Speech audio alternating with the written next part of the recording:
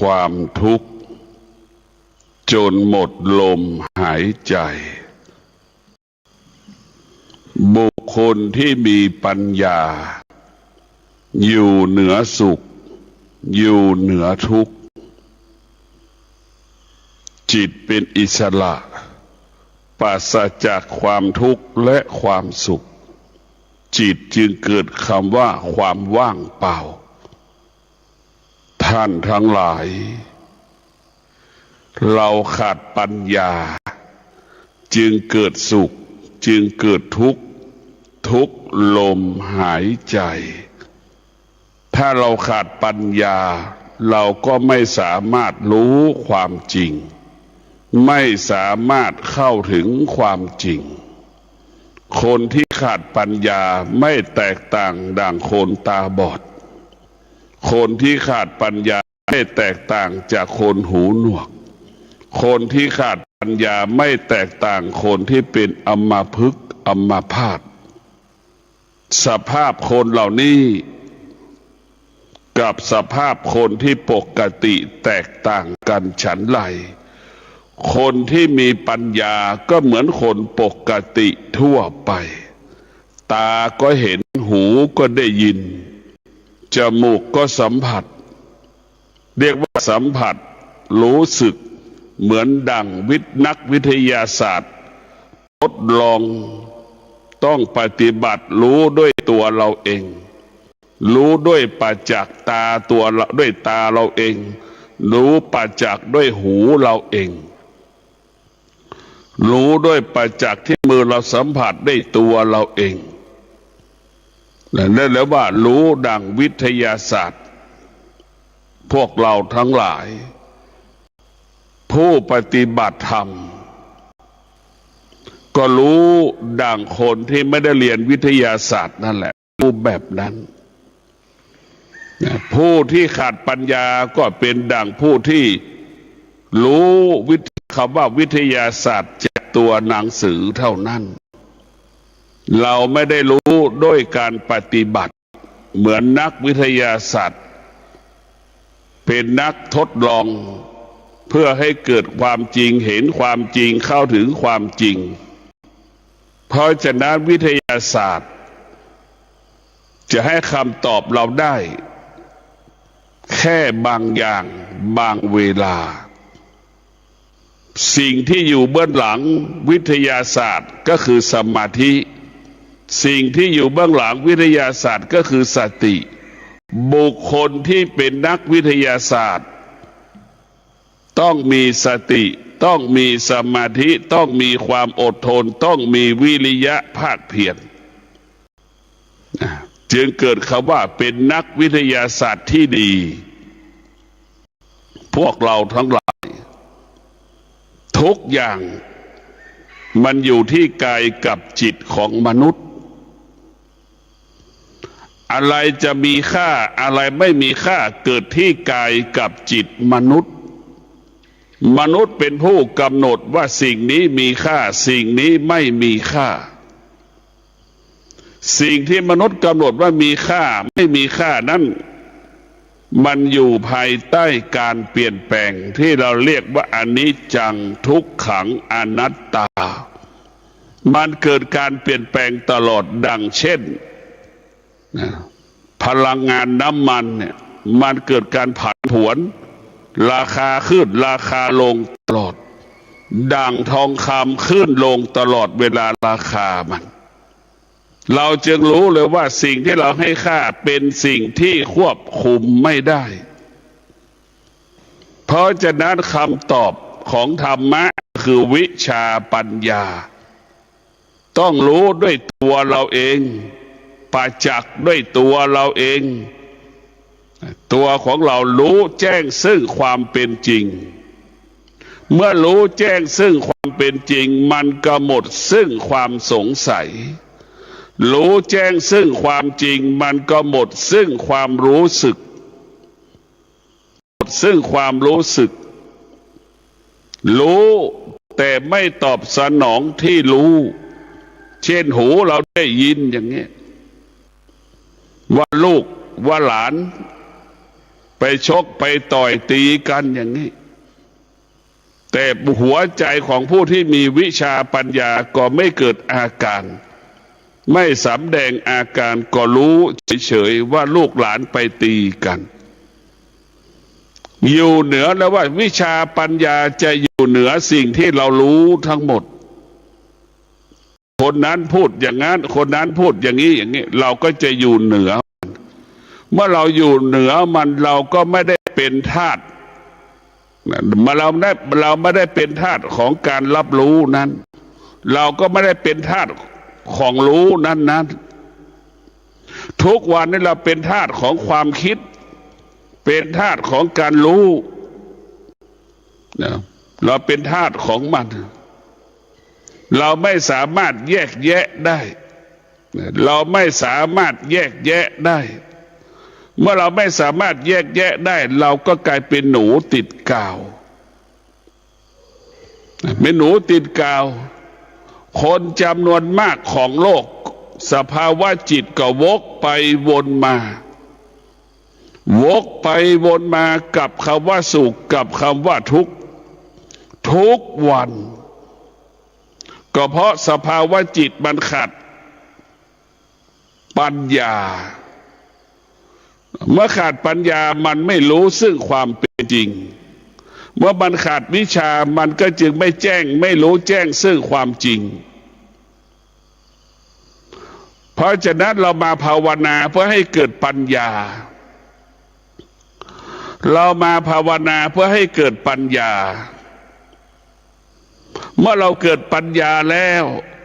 เราจะอยู่เหนือสิ่งที่เรารู้ทั้งหมดรู้แต่อยู่เหนือรู้รู้แต่อยู่เหนือรู้นี่แหละเรียกว่ารู้ด้วยวิชาปัญญาตาก็สงบรู้หูก็สงบรู้จมูกก็สงบรู้ลิ้นก็สงบรู้กายก็สงบรู้จิตมันก็สงบรู้อยู่ตลอดเวลาเพราะสภาวะจิตเรามีปัญญามันจึงสงบรู้เมื่อจิตเรามีวิชาปัญญาแล้วพวกเรามันก็ปราศจากคำว่าสงสัยมันก็ไม่มีคำว่าเหตุผลหัวใจของผู้มีวิชาปัญญาจึงไม่มีเหตุผลจึงไม่สงสัยสิ่งที่มันเป็นอนิจจังทุกขังอนัตตาจึงไม่มีเหตุผลกับคำว่าเวทนาและอุปาทาน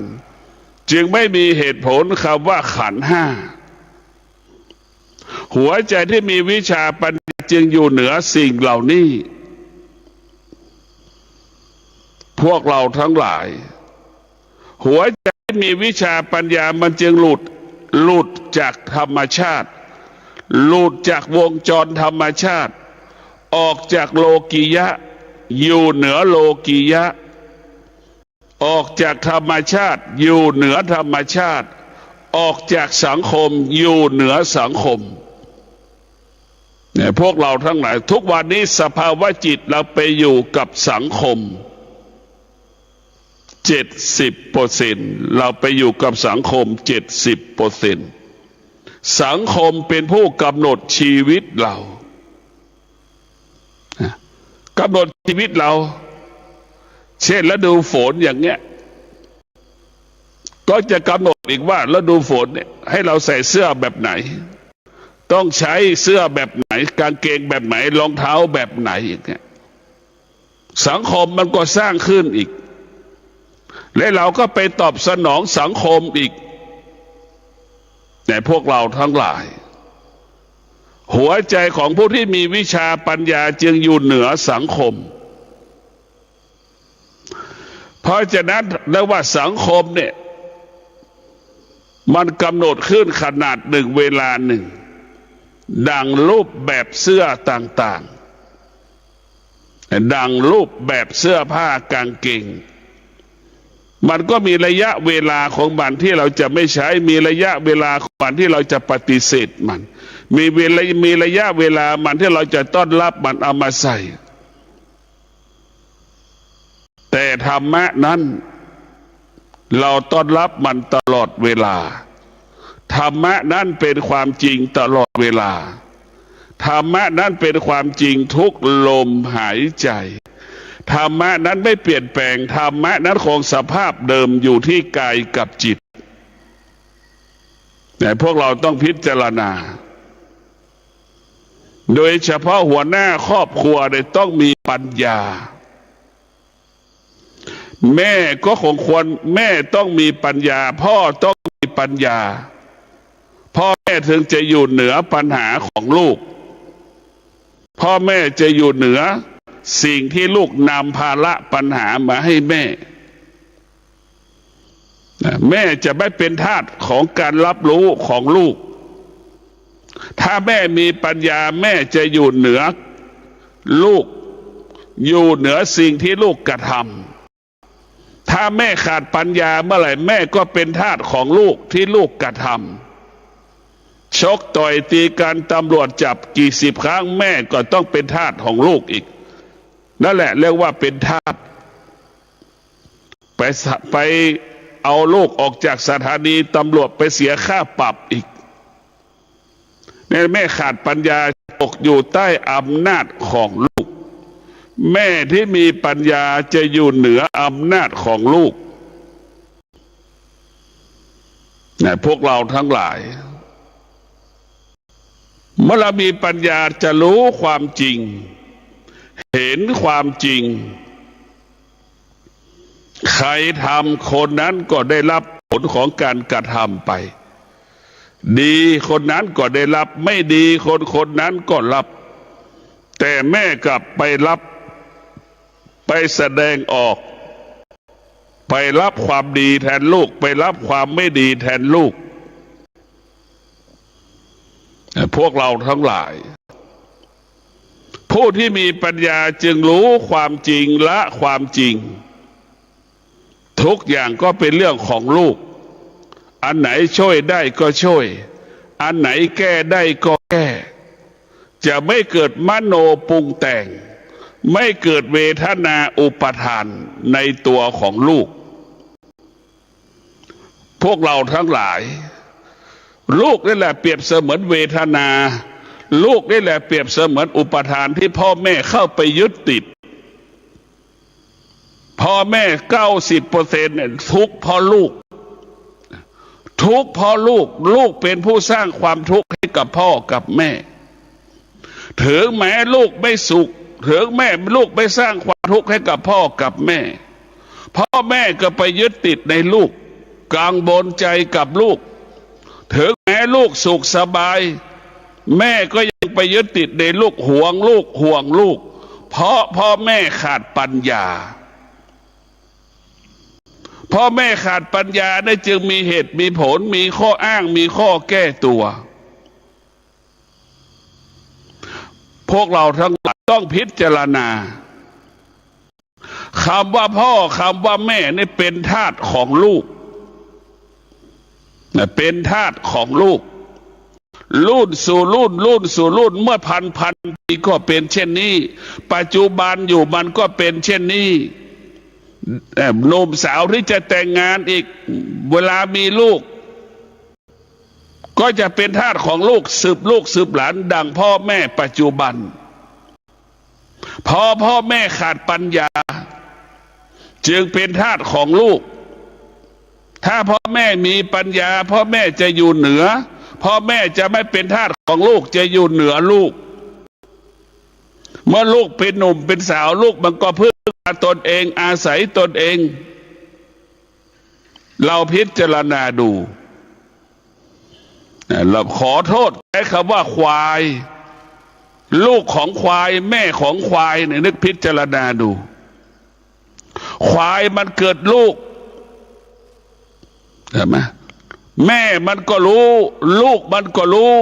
ต่างคนต่างรู้ตั้งแต่เกิดรู้แบบไหนรู้โดยสัญชาตญาณเช่นควายมันเกิดลูกนี่แม่ของควายก็ไม่สามารถพูดได้ลูกของควายก็ไม่สามารถพูดได้ว่านมแม่อยู่ตรงไหนเนี่ยมันพูดไม่ได้ พูดไม่ได้แต่ทำไมลูกควายมาถึงรู้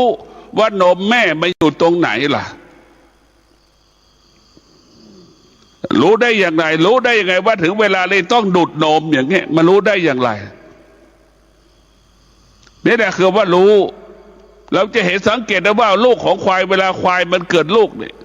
แม่มันก็ไม่ได้บอกลูกมันก็ไม่ได้ถามและลูกมันก็รู้อีกว่านมแม่อยู่ตรงไหนรู้อีกว่าเวลาถึงเวลาที่จะต้องดูดนมกินนมแม่แต่เวลาตรงกันข้ามกับลูกเวลาแม่ของคนเกิดลูกคลอดลูกมันแตกต่างจากสัตว์ลูกเป็นผู้ไม่รู้ตั้งแต่เกิดเห็นไหมไม่รู้ตั้งแต่เกิดแม่ต้องจัดการทุกอย่างให้กับลูกตนเองถึงเวลากินนมแล้วเห็นไหมแม่เอาลูกเอาปากดูดนมลูกก็ยังไม่ดูดนมแม่ต้องเอาปากลูก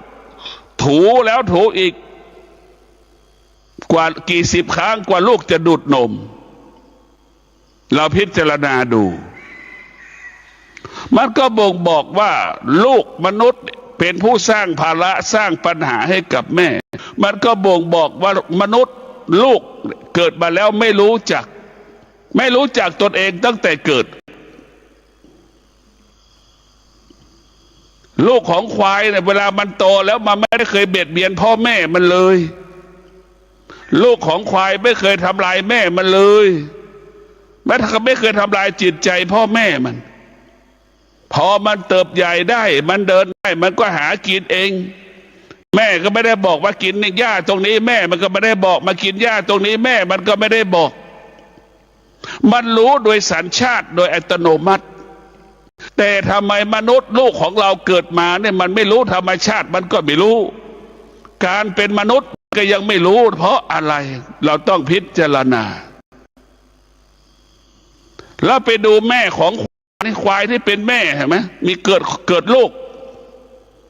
ของควายก่อนรับผัดแม่ก็ไม่ก็มาเรียกว่าแม่ของควายก็ใช้คำสอนพุทธเจ้าว่าตนแลเป็นที่พึ่งแห่งตนเห็นไหมสอนลูกตัวเองตั้งแต่เกิดแม่ของควายเป็นผู้ไม่รับภาระหรอกแค่หน้าที่เกิดเห็นไหมเกิดควายลูกของควายมันก็อยู่กับแม่ไม่เกิน2 ปีมันก็ออกจากแม่ห่างแม่ใช้ชีวิตของมันโดยอัตโนมัติแต่ลูกของคนนี่สิอายุ30 40 50 60ก็ยังขอเงินแม่ใช้พึ่งพาแม่ขอเงินแม่นี่มันแตกต่างกันอย่างไรเราต้องพิจารณาแล้วแม่ของควายมันก็รู้และมันทำใจได้มันไม่ห่วงลูกมันเลยเห็นไหมมันไม่ห่วงเลยท้ายสุดแม่ควายก็ดูแลตนเองลูกควายก็ดูแลตนเองต่างแม่ควายกับลูกควายเมื่อพ้นภาระแล้วจะไม่สร้างภาระให้กันและกันตนแลเป็นที่พึ่งแห่งตนแต่ลูกของคนแม่ของคนเนี่ยมันสร้างภาระเพราะแม่มีเวทนาแม่มีอุปทานจึงไม่สามารถออกจากชีวิตลูกได้แม่จึงเป็นทาสของลูกแม่จึงทุกข์กับลูกจนหมดลมหายใจลูกก็เป็นผู้ไม่รู้ตั้งแต่เกิดลูกก็อาศัยแม่จนแม่หมดลมหายใจนึกดูพึ่งพาแม่ตลอดเวลาขอเงินแม่ใช้ขอยืมเงินแม่ใช้ขอเงินแล้วก็ขอยืมนึกดูกันแล้วกันแม่ให้อีกเห็นไหมมันยังไม่จบไม่สิ้นพวกเราทั้งหลายขออีกยืมอีกแอบให้อีกครบทุกอย่างนั่นคือแม่ห่วงลูกเพราะอะไรก็เพราะเราแม่ขาดปัญญาเมื่อแม่ขาดปัญญาแม่ก็เป็นทาสของลูกแม่ก็ไม่รู้จักคำว่าลูกโตลูกมันโตแล้วลูกก็จะต้องรับภาระตัวเองได้ เหมือนเราเห็นไหมลูกควายนะมันรับภาระตนเองได้เกิดมา2 ปีมันรับภาระของตนเองได้ทุกคนอายุ25ก็ต้องรับภาระตัวเองได้แล้ว25ก็ยังไม่สามารถรับภาระตัวเองได้30ก็ยังไม่สามารถรับภาระตนเองได้40ก็ยังไม่สามารถรับภาระตนเองแต่งงานมีครอบครัวแล้วก็ยังไม่สามารถรับภาระตัวเองได้ยังขอเงินพ่อแม่ใช้อีกลูกเปิดเทอมก็ได้ขอเงินพ่อแม่มาให้เสียค่าเทอมให้ลูกอีกนี่แหละคือมนุษย์ที่ขาดปัญญาขาดปัญญาจึงสร้างภาระสร้างปัญหาซึ่งกันและกันไม่มีวันจบสิ้นดังแม่จำนวนมากดังลูกจำนวนมากแม่ต้องรับภาระของลูกลูกเป็นผู้สร้างภาระให้กับแม่มันก็เกิดอาการลำบากวกไปวนมาวกไปวนมารุ่นสู่รุ่นตั้งแต่มนุษย์เกิดขึ้นมาถึงปัจจุบันนี้มันก็เป็นอย่างนี้อยู่เป็นมรดกกรรมถ้าเรามาศึกษาธรรมมาเรียนรู้เรื่องธรรมะเนี่ยเราจึงรู้ว่าตนแลเป็นที่พึ่งแห่งตนนี่สำคัญที่สุดหรือภาษาสังคมที่เราใช้ว่าชีวิตใครชีวิตมันนั่นแหละตัวใครตัวมันนั่นแหละถูกต้องคือตนแลเป็นที่พึ่งแห่งตนเพราะฉะนั้นผู้เป็นพ่อเป็นแม่ต้องละเวทนาละอุปทานดับเวทนาดับอุปทานแล้วก็อยู่เหนือเวทนาและอยู่เหนืออุปทานแม่ถึงจะเป็นอิสระได้จากลูกทุกวันนี้แม่กลายเป็นหนูลูกกลายเป็นกาวแม่ไปยึดติดในลูกแม่ก็กลายเป็นหนูติดกาวลูกเปรียบเสมือนกาวนะจึงทำให้แม่ทุกข์ตลอดเวลาเพราะแม่จะไม่อิสระถึงบอกแล้วว่าแม่ที่มีปัญญาแม่ที่มีวิชาแม่จะเป็นนายจ้างของลูกแม่คนไหนขาดวิชาปัญญาแม่จะกลายเป็นลูกจ้างของลูกแล้วก็พิจารณาดูแม่ส่วนมากกลายเป็นลูกจ้างของหมดไม่มีแม่คนไหนที่จะเป็นนายจ้างของลูกยาก1 ในล้านที่แม่จะเป็นนายจ้างของลูกแล้วมันมี1 ในล้านในพวกเราทั้งหลายมี1 ในล้านที่แม่จะเป็นนายจ้างของลูกเช่นเดียวกับลูกที่จะเป็นลูกจ้างของแม่เนี่ยก็มีอยู่กับ20%นั่นแหละ20%ของคนจำนวนมากเนี่ยส่วนมากลูกจะเป็นนายจ้างของแม่เพราะลูกขาดปัญญาขาดวิชาปัญญาแล้วจะเป็นลูกจ้างของแม่ขาดวิชาปัญญาเป็นนายจ้างของพ่อของแม่ลูกที่ขาดปัญญาจะเป็นนายจ้างของพ่อของแม่ดังลูกจำนวนมากแม่หุงข้าวให้กินแม่ทำอาหารให้กินแม่ล้างถ้วยเองเก็บอาหารที่เวลาลูกกินแล้วเก็บเองหมดทุกอย่างนี่แหละลูกเป็นนายจ้างของแม่ไม่ได้เป็นแม่เป็นแค่คำพูดความเป็นจริงแล้วแม่เป็นลูกจ้างของลูกใช่ไหมทำทุกอย่างให้ลูกแม่ไม่ได้เป็นแม่พวกเราต้องพิจารณาแม่ทำงานเนี่ยถามว่าลูกมีความสุขไหมถามลูกทุกคนก็บอกว่าไม่มีความสุขแต่ความเป็นจริงทำไมให้แม่ทำงานหนักงานบ้านเนี่ยแม่ทำทุกอย่างแม่ใช้ลูกใช้แม่อย่างยิ่งกว่าทาสคนใช้ยังมีเวลาพักผ่อนแม่ไม่เคยมีเวลาพักผ่อนสำหรับลูกเลยลูกหลับสบายแต่ยังไม่สามารถนอนหลับได้แม่ก็ยังทำงานอยู่เห็นไหมเราพิจารณาดูลูกจ้างนายจ้างนอนหลับสบาย ลูกจ้างยังทำงานอยู่นายจ้างยังไม่ตื่นลูกจ้างต้องตื่นก่อนนายจ้างแม่ก็เป็นดั่งลูกจ้างนั่นแหละทำทุกอย่างตื่นก่อนนายจ้างทำงานทุกอย่างให้กับลูกแม่ก็เปรียบเสมือนลูกจ้างตื่นก่อนลูกทำงานให้ลูกทุกอย่างอันนี้แหละคือมันขาดปัญญาวิชาเมื่อมาขาดปัญญาวิชาแล้วมันจึงทำให้เกิดคำว่าความทุกข์เกิดให้คำว่าวุ่นวายเกิดคำว่ายึดติดเกิดคำว่าอุปทานมันเกิดขึ้นสำหรับคนทุกคนเมื่อแม่มีวิชาปัญญาแล้วแม่จะเป็นนายจ้างของลูกให้ลูกพึ่งพาตนเองอาศัยตนเองเห็นไหมควายแม่ควายน่ะมันก็รู้ว่ามันต้องอยู่กับมันจะต้องดูแลลูกควาย2 ปีหลัง2 ปีแม่ของควายก็ปล่อยให้ลูกของควายหากินเองนี่แหละพวกเราทั้งหลายแต่ลูกของคนแม่ของคนนี่ขาดปัญญาทั้งคู่จึงสร้างภาระจึงรับปัญหาซึ่งกันและกันไม่มีวันจบสิ้นแต่พวกเราทั้งหลายมนุษย์ที่เกิดมาแล้วไม่ได้ฝึกจิตไม่ได้อบรมจิตมันก็ยิ่งกว่าสัตว์เห็นไหมวัวควายช้างม้าเนี่ยแม่มันไม่ได้บอกแม่ไม่ได้สอนแต่มันรู้โดยสัญชาตญาณมันวัวควายเกิดไม่ต้องบอกมันลุกขึ้นเองเห็นไหมมันหานมกินเองว่านมอยู่แม่อยู่ตรงไหนมันก็หากินเองแต่พวกเราทั้งหลายนี่แหละคือมนุษย์ที่ขาดปัญญานั้นจะลำบากยิ่งกว่าสัตว์จะมีปัญหามากกว่าสัตว์อีกแล้วจะเห็นควายไม่สร้างภาระให้กัน ลูกควายแม่ควายไม่สร้างภาระให้กันลูกควายแม่ควายสร้าง